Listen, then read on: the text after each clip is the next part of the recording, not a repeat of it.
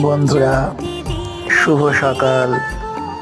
আজ হালকা শীতের সকালে দেখো কত সুন্দর সুন্দর ফুল, চাপা, জবা, শিউলি, করবী, জুঁই, টগর, ধুতুরা, কত সুন্দর ফুল ফুটেছে। আর এইগুলো সব তুলে নিয়ে এসে মায়ের পূজা সারলাম।